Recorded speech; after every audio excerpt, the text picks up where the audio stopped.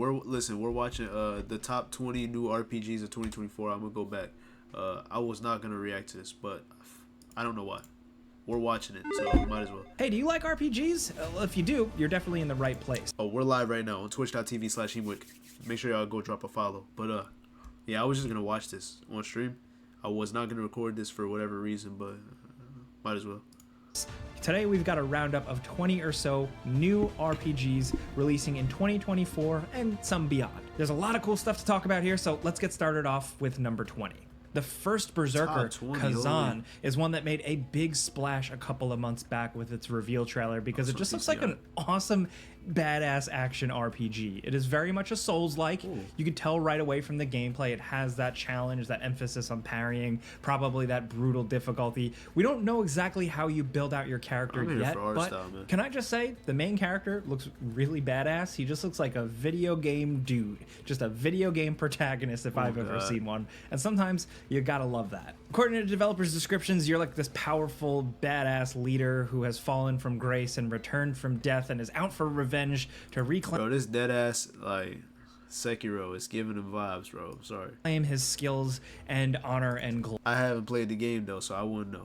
I expect the story to be pretty simple and slight, but what we do get is some incredible visuals, really good anime-inspired stuff, and some over-the-top boss battles. If you're into this like offshoot of RPGs, so good, the Souls-like type thing, what more can you ask for here? As of right now, it doesn't have a release date, but it's just slated as coming soon.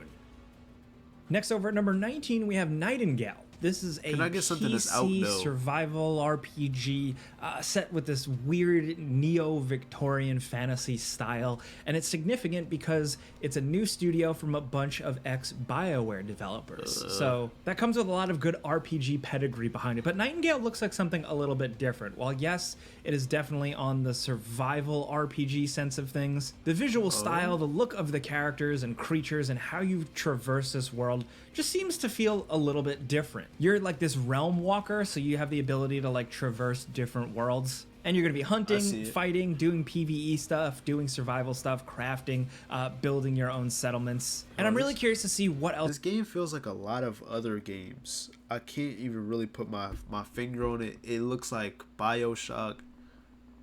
My head says done. It looks like Ark. It looks like Skyrim. It looks like Sea of Thieves. I don't know. I'm fucking with it though. I'm fucking with it. Else makes this game stand out because the visual style has me hooked, but we got to see what else it really has. People have been getting their hands on it a little bit with like betas and alphas and stuff, but it is officially releasing in early access in February, so we'll be able to check it out more. This shit coming to the Switch. Next, over at number 18, we have Chrono Odyssey. This one looks incredibly ambitious, and it's slated for 2024, but we haven't seen too much of it. We got a trailer about like 8 or 9 months ago that looked absolutely stunning visually, and all we know is that it is this open world MMORPG. It looks like you can play with other peoples. It looks a little bit hack and slashy, like a little bit more action focused, but we've seen players explore giant worlds together and alone, engage in big boss battles that almost kind of look like raids. But like I said, the jury's still out. We're gonna have to wait and see whether or not it's just like a really flashy trailer that overpromises, because we don't know too much about the developer and the publisher here. There's not too much else behind them. I don't really like that style of character in general, so I guess that's what it is. But I don't know. Like when they switch to the other characters, I feel like the game looks a lot better. Or maybe it's just the gameplay. I don't know. I said it is slated for 2024, so maybe we'll get some more answers soon. Next, over at number 17, we have the Gothic 1 Remake. This is a big one, folks, especially for some of those old sweaty PC RPG nerds. And I mean that with respect, damn it. Gothic was revolutionary for the time. There is still not really anything like it out there to this day. And the remake has been in the works for quite some time. It is not this massive, huge project with millions of people working on it, but it does look like it's faithful, and that's the most important thing. We're excited to see like maybe now a whole new generation of players will be exposed to this because it's releasing on PC and the new consoles, so there's that, and as of right now it is slated for 2024. Okay. Next, over at number 16, we have Phantom Blade Zero. This is that PC, PS5 action hack and slash ER. Granted, when I first seen this, I was more hyped than I am as I'm seeing more gameplay. I will say that. This still is a game I want to play though. RPG that just has some incredibly stunning visuals. I don't know how much RPG elements this is going to have, but it is being built as one by many people, and regardless, it does just look like a cool bit of fun. You're this elite assassin in this mysterious world, and it kind of looks like a really good mix between something like Sekiro Shadows Die Twice, a little bit of Ghost of Tsushima, Tenchu with some sneakiness, and it is running in Unreal Engine 5, and it, like I said at the start, it does look really impressive. As of right now, it has no release date, but we're really hoping we see it this year. For real. Next, over at number 15, we have Dov V. This is that weird open world kind of Pokemon-esque adventure where you're all these like weird, surreal-looking, goofy kids running around this beautiful, magical world, engaging in combat, engaging in like life sim activities. It just seems like a unique blend of genres, and people were hooked right from the start with the first trailer. But the game has gone dark for a while, but we have gotten confirmation that it is still very much in the works. The developer is also working on Black Desert Online. Tell me these niggas don't look like Sid the Science Kid characters, bro. Oh my god. I can't unsee it, bro. To that, Crimson Desert, which has also been delayed, that looks like that's not releasing in 2024. So Dov V is pretty much up in the air whether or not it's releasing this year, but we wanted to mention it that it's still out there. They're still working on it.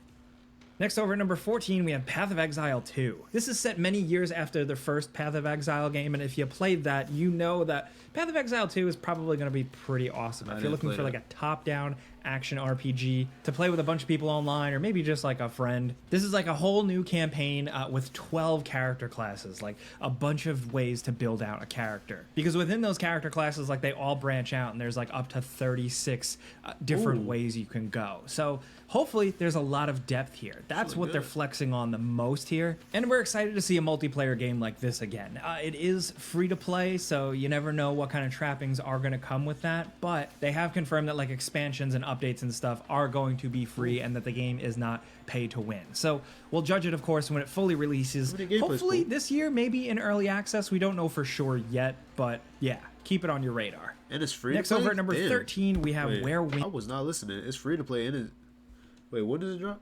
We'll judge it, of course, when it fully releases. Hopefully this year, maybe in early access. We don't know. Oh, okay, so this shit's still like in production type shit. Know for sure yet, but yeah, keep it on your radar. Next, over at number 13, we have Where Winds Meet. This is like an open world-ish action RPG. The publisher is NetEase, and this just looks awesome. It looks like you can build your own complete character from the ground up, and then have different stats and weapons you can use, and go on this big adventure. We've seen mounts like horses in the... This shit look like Phantom Zero, Phantom Blade, Phantom. This shit look good though, I ain't gonna lie. Open world, we've seen some pretty big over-the-top boss battles. Thankfully, from Tokyo Game Show a couple of months back, we've gotten like 20 minutes of gameplay online that you can check out. I highly recommend you checking it out. It looks like it's got lots of villages filled with quests and vendors and things to do, and I really want to see what the unique hook is for this one, because it just looks cool on the surface, but I wonder what else it has. As of right now, it is slated for sometime in 2024. Next, over at number 12, we have the Witcher Remake. Yes, CD Projekt Red has confirmed that they are working on a complete remake of the original Witcher game. The one that probably has kind of aged the worst. Still definitely has plenty of redeeming qualities, but CD Projekt Red is going back to the drawing board and remaking it because people can't get enough of The Witcher, obviously, clearly. This is one that we know has been in the works for a while. They confirmed it in 2022. We don't know how long it's going to take. We'd love to see more from it this year. I hope that we'll see something. Man, I just want to get on Brawl, bro. At this point. Shit, none of these games even have release dates. I don't even feel like getting a game anymore. Like, I just want to play what I play, bro, at this point. From it this year, we don't know if it'll release. But if anything, weird tangent, I hope The Witcher 1 Remake leads more people to go on and play The Witcher 2. Because The Witcher 2 is incredibly awesome. Next, over at number 11, we have Ark II. 2024 might be the year where we finally get the next entry in the absolutely massive survival game franchise. The original Ark is an absolute weird... One of my friends told me this shit was dropping, and I thought this nigga was joking. crazy mess, and it is an absolute success. People were obsessed with it, and people have definitely been waiting for a while for this sequel that has Vin Diesel in it, and he's working on the game or something. The last we heard from the CEO of the development studio is that Ark II is still on track for a 2024 release towards the end I thought this Vin Diesel shit was a DLC, bro. What? of 2024. So keep your eyes peeled for that.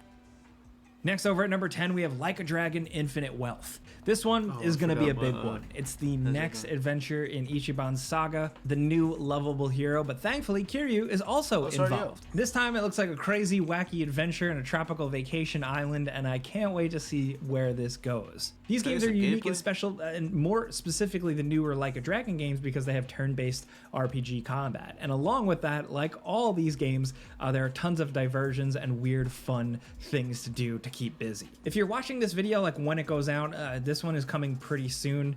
Sentiment about it already seems pretty good. People are pretty excited about it. So yeah, personally, I hope this series goes on forever. Next, over at number 9, we have Rise of the Ronin. This is the latest from Team Ninja, the people behind most recently Nioh and Nioh 2. So this really shows that they understand the Souls-like action RPG genre, and they're taking it to the next level with this one. I mean, look at this game. It's like a really cool concept. It's set in a more real world. It's war-torn 19th century Japan, and it is dubbed as an open-world action RPG. Not only are you doing all the cool stuff, fighting challenging bosses, using cool weapons, but it looks like you also have some gadgets and some interesting ways to traverse the environments. Team Ninja, this time around, it looks like they're really emphasizing story as well, which I'm really excited to see. If you were into something like Ghost of Tsushima and you're like waiting for something like that that'll give you that same hit, I'd say keep an eye. Like, look at that, bro. The nigga just vaulted off his sword. Like, come on, bro. Like, they're really emphasizing story as well, which I'm He hit him with a firebolt, then this nigga parried it, right? Really excited. And his sword caught on fire. That's crazy to see. If you were into something like Ghost of Tsushima and you're like waiting for something like that that'll give you that same hit, I'd say keep an eye on this one. It's definitely gonna have way more RPG elements than something like Ghost of Tsushima, but it's looking to be pretty awesome. Next, over at number 8, we have Vampire the Masquerade Bloodlines 2. We've been waiting for this one for a long time.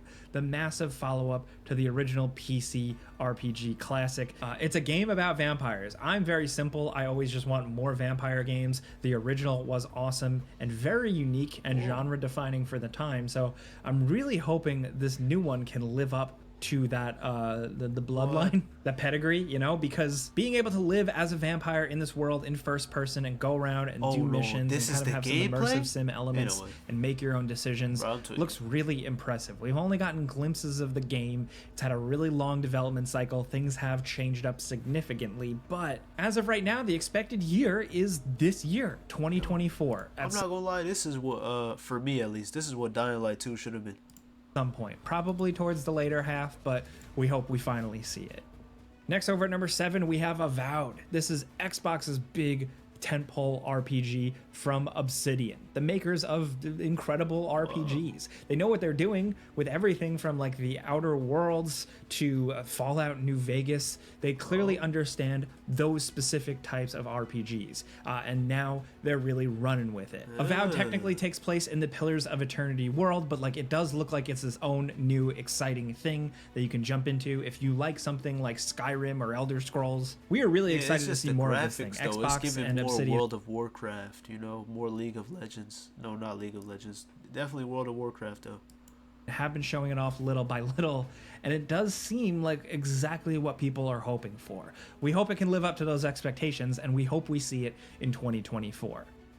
Next, over at number 6, we have Black Myth Wukong. This is another Souls-like. I know this list has a lot of them, but it's technically an RPG subgenre. And this is the one we've had our eye on the longest.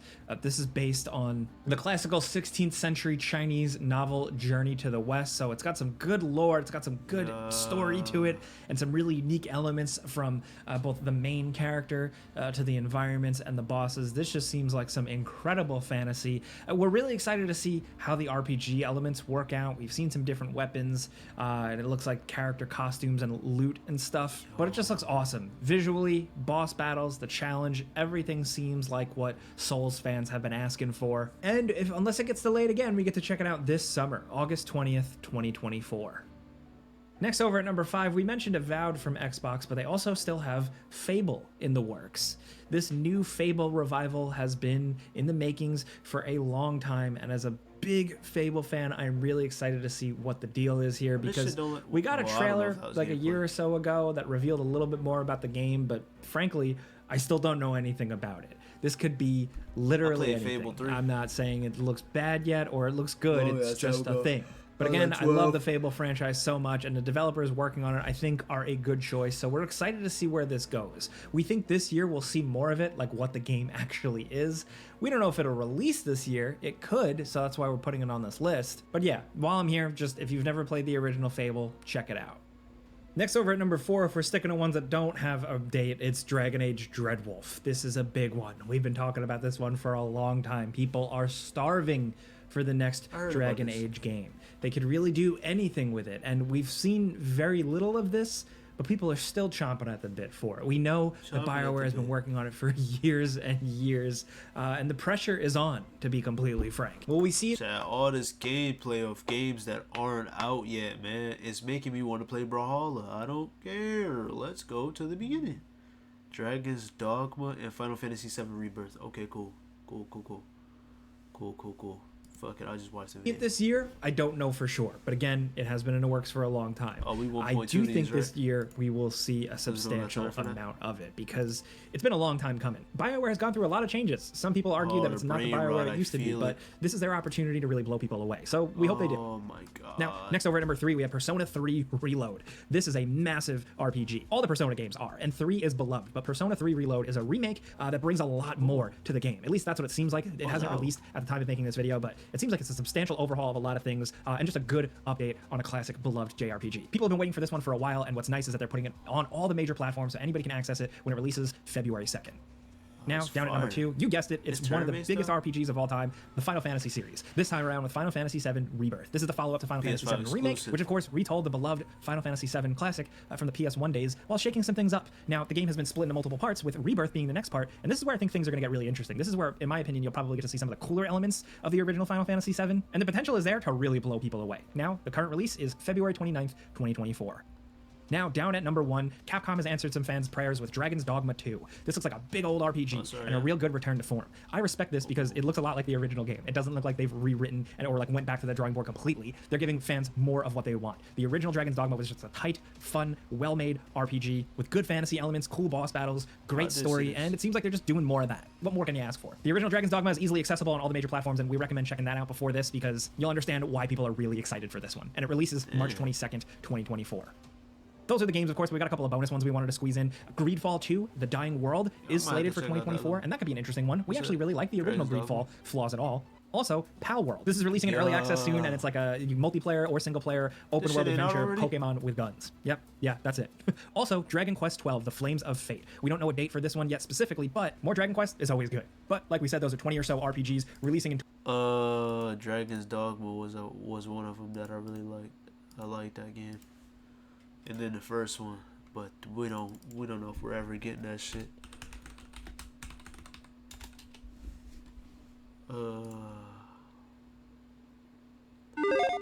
Welcome back to another episode of Before You Buy, the show where we give you some straight up gameplay. I'm sorry, that's the end of the video. Finally. If you like the video, man. If you like it, subscribe. We'll catch you guys in the next one. Ashes, that's the _Instagram. Yeah.